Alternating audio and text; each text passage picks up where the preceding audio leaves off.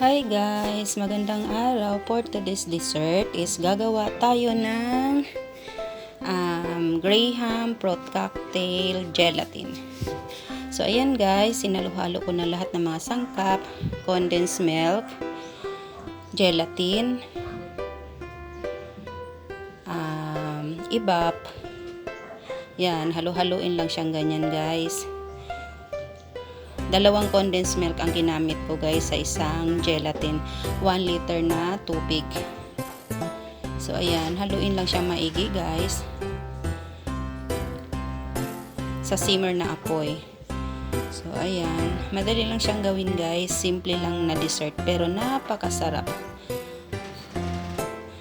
Merong mango Graham. Ang aking version is Fruit Cocktail Graham Gelatin. Kasi mahal ang all-purpose cream, so gagawa tayo ng substitute.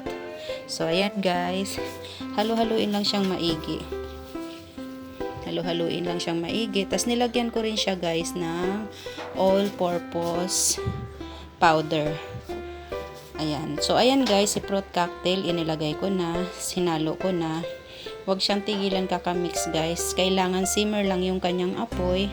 Baka mamaya kasi guys is masunog yung ilalim kasi yung gatas mamumuo. So ayan guys, medyo sticky na siya kasi hinaluan ko siya ng konting all-purpose flour. So ayan guys, continuous lang ang ating halo. So ayan, tinikman ko na rin yan guys. Tama lang ang kanyang tamis. So hindi na natin kailangang mag-add ng sugar. So ayan guys, medyo madami siya guys. So isang pack lang yan ng gelatin white.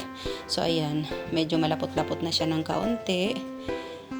Ayan, continuous lang po ang yung ating pagmimix para sa ganun. So ayan guys, isalin ko na sa lianera. Kailangan yung bandang ilalim niya lagyan natin before natin lagyan ng Graham biscuits.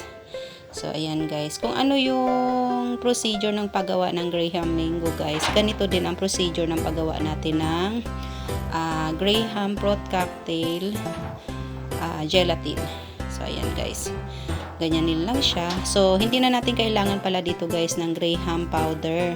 Graham biscuits lang guys, okay na to. So toppings lang guys, takpan lang natin yung medyo nakalitaw. So ayan, kung ano yung ginawa natin nung una, ganun din sa pangalawa. Lagyan lang natin ng toppings, ang biscuit sa ibabaw. So ayan guys, kailangan lang natin pantayin para mamaya pag okay na, pag yung ating hiniwa is pantay siya. So ayan guys, toppings ulit-ulit lang sa unang procedures.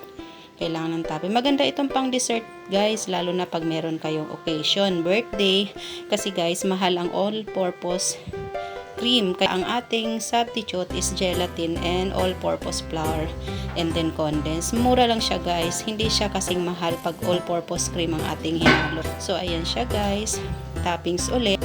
So ayan na siya guys. So this is my homemade fruit gelatin. Maganda siyang pang dessert sa mga siyang gawin guys pagka Pasko, yan, Christmas, ayun, maganda rin siyang gawin guys. Substitute natin sa salad. So thank you for watching. Happy eating. Thank you.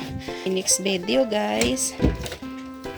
Suggest kayo, comment kayo sa baba guys kung meron kayong gustong ipaluto sa akin na dessert, try nating gawin.